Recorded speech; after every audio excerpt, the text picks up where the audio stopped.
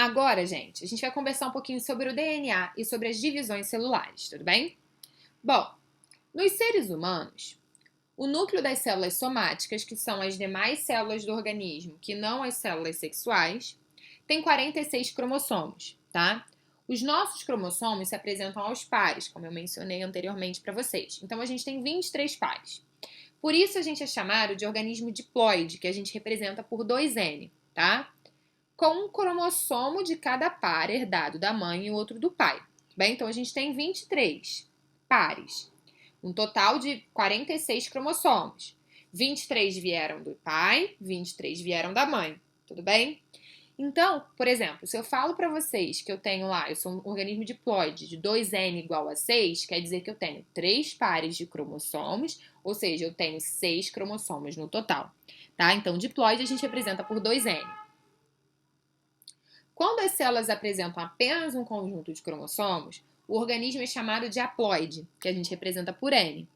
Tudo bem? Então, se eu falo para você que N é igual a 6, quer dizer que eu tenho 6 cromossomos, não 6 pares, tá? Então, o que acontece, gente? Na espécie humana, apenas os gametas são células haploides, ou seja, eles apresentam 23 cromossomos. Como a gente viu, os gametas também são conhecidos como células sexuais, e aí a gente tem o gameta feminino, que é o ovócito, o óvulo, né?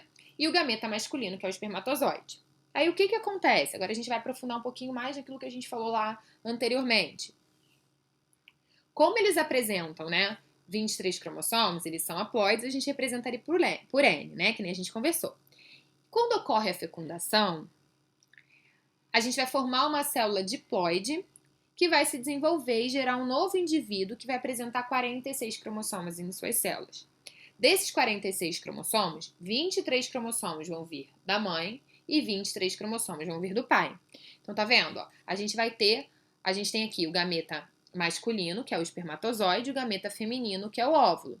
Eles vão passar pelo processo de fecundação e nesse processo eu vou formar um zigoto, que é o nosso primeiro estágio ali de formação, que é diploide, ou seja, ele contém 46 cromossomos, 23 do pai, 23 da mãe.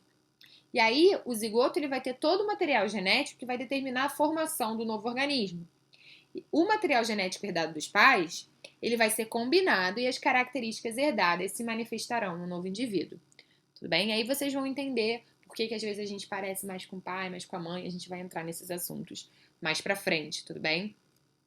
A gente acabou de entender que existem células no nosso corpo, como por exemplo os gametas, que são haploides, que contém apenas 23 cromossomos. E a gente viu que as demais células do nosso corpo, do nosso organismo, né, as células somáticas, são diploides, ou seja, elas apresentam 46 cromossomos. O processo que garante que os gametas apresentem metade do número de cromossomos presentes ali numa célula somática é o que a gente chama de meiose, é o processo de divisão celular chamado de meiose, tudo bem?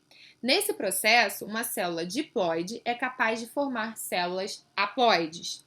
Então, vamos olhar aqui o exemplo. Eu estou partindo de uma célula que é diploide, tá? Aqui eu estou representando apenas um par de cromossomos, tá? Mas vamos considerar que aqui eu tenho 46 cromossomos, é uma célula diploide. Numa primeira instância, na primeira etapa aqui dessa divisão celular, eu vou ter o número de cromossomos dessa célula duplicado, tá? E a partir daí eu vou passar por uma primeira divisão celular, tudo bem? Então, eu vou botar aqui todos os meus cromossomos rosas para uma célula, todos os meus cromossomos ali azuis para outra célula, tá? E vou ter uma segunda divisão, em que eu vou ter esses cromossomos divididos, formando aqui uma célula haploide. Então, eu vou ter 23 cromossomos em cada célula. Bem? Então, eu parti de uma célula de 46 cromossomos e fui para uma célula de 23 cromossomos. Tudo bem? Tranquilo? A gente tem um outro processo de divisão celular. Esse processo, ele vai ser responsável, por exemplo, quando a gente tem ali a fecundação, a gente precisa que o embrião continue a se desenvolver. Então, vai ser necessária uma multiplicação celular. E essas novas células devem se manter diploides. E aí, o que acontece para isso, né, é o processo de divisão celular, que é chamado de mitose. A mitose, ela também acontece quando, por exemplo, a gente se machuca. A gente caiu, ralou o joelho. A gente tinha ali células epiteliais ali na nossa pele, certo?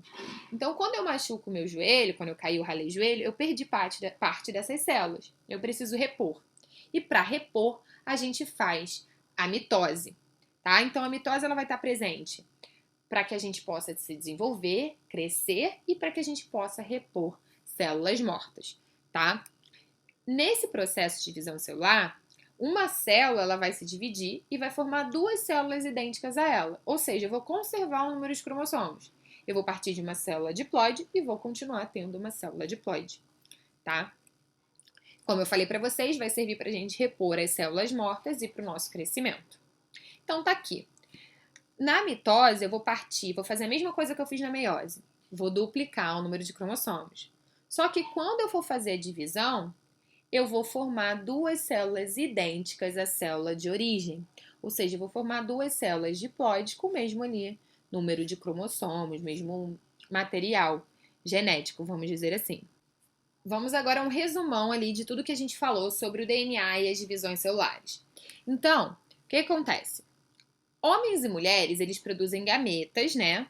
Que são o espermatozoide para o homem lá e o ovócito ou o óvulo para a mulher, tudo bem? Então, esses gametas têm metade do número de cromossomos da espécie, como a gente viu. Então, eles são haploides, né? Que a gente representa por N. E quando eu boto N igual a 23, quer dizer que eles têm 23 cromossomos. E que não estão representados em pares, tá? Então, o óvulo e o espermatozoide, né? Para que a gente forme os gametas ali que tenha metade da quantidade de cromossomos de uma célula somática, a gente passa pelo processo chamado de meiose, em que eu parto de uma célula diploide e formo células haploides. Tudo bem? Aí o que acontece? Essas células com metade dos cromossomos, que são os gametas, são haploides, como a gente falou. E os gametas, eles passam por um processo de fecundação, onde eu vou formar uma célula diploide. Ou seja, eu vou ter 23 cromossomos da mãe mais 23 cromossomos do pai. Vou formar uma célula diploide com 46 cromossomos. Essas células diploide, para que a gente possa se evoluir, se desenvolver após ali a fecundação, vão sofrer o processo de mitose. Que no processo de mitose eu vou formar células idênticas às células originais. Eu vou conservar o número de cromossomos. Então, eu vou partir de uma célula diploide e vou continuar tendo células diploides, tá? Tudo bem? Então, a primeira célula formada, ela vai se dividir por esse processo que eu acabei de explicar para vocês e vai formando todo o organismo. Aí, os seres humanos, nas células somáticas, eles têm 46 cromossomos. E esses cromossomos vão carregar toda a informação genética para o funcionamento do organismo e para a expressão de suas características. Tudo bem? Porque no cromossomo lá está o nosso DNA, certo? E no DNA que a gente tem todas essas informações genéticas. Outro conceito importante que a gente tem que abordar é sobre o cariótipo e o cariograma. O cariótipo é o conjunto de cromossomos que cada ser vivo tem. A gente viu que nós somos considerados organismos diploides, né? 46 cromossomos, tudo bem? O cariograma, ele é a representação ilustrativa do cariótipo, ou seja, é a representação do conjunto de cromossomos que cada ser vivo tem. E essa representação ela é feita com base na imagem dos cromossomos durante a divisão celular. No cariograma, os cromossomos eles são organizados em pares, de acordo com as suas características e o seu tamanho, tudo bem? É possível a gente identificar que dos 46 cromossomos da espécie humana, 2 formam um par de cromossomos sexuais. Nos homens, o par de cromossomos que a gente tem, que permite a gente identificar entre macho e fêmea, entre homem e mulher, são os cromossomos sexuais. No homem, a gente vai apresentar o par de cromossomos XY e na mulher, XX, tudo bem? Então, se eu olhar um cariograma e eu ver que eu tenho ali o cromossomo XX, eu sei que eu estou olhando um cariograma de uma mulher. Se eu identificar o cromossomo XY, eu estou olhando o cariograma de um homem, tudo bem? Os seres humanos, eles apresentam 22 pares de cromossomos autossômicos. O que são cromossomos autossômicos? São aqueles que não estão relacionados à determinação sexual. tá? Eles não são os sexuais. Então, a gente tem, dos 23 pares que a gente tem, 22 são pares de cromossomos autossômicos, que a gente representa por 44A. Se eu tenho 22 pares, quer dizer que eu tenho 44 cromossomos. E esse Azinho aqui de autossômico, tá? Então, a gente representa os 22 pares de cromossomos autossômicos por 44A. Além ali do nosso par de cromossomos sexuais, tá? Que a gente viu que no homem é XY e na mulher é XX. Com base nisso, a gente pode definir que um homem eu vou ter 44A mais XY. E na mulher eu vou ter 44A mais XX. Então, aqui o XY e o XX são os nossos cromossomos sexuais, tudo bem? Os cariogramas também permitem a gente identificar possíveis alterações genéticas, como a presença ou a ausência de algum cromossomo. O que pode como é que eu vou dizer? O que pode ali representar o desenvolvimento ali de uma síndrome genética, né? A presença de uma síndrome genética, como por exemplo a síndrome de Down, a síndrome de Turner. Todas elas estão relacionadas aí a cromossomos, tá? Bom, aqui a gente tem um exemplo de um cariograma, né? De 2 cariogramas. Aí eu pergunto pra vocês, como é que eu sei se eu tô olhando um cariograma de um homem ou de uma mulher? Tá aqui, ó. Esse aqui é um cariograma de um homem, eu tenho XY. Esse aqui é o cariograma de uma mulher, eu tenho XX. Então eu tenho aqui os nossos 22 pares de cromossomos autossômicos, que estão aqui, mais o cromossomo sexual. Tudo bem? E aqui a gente poderia, por exemplo, ver a presença de um cromossomo a mais ou um cromossomo a menos, o que poderia caracterizar algum tipo de síndrome genética. Tá bom?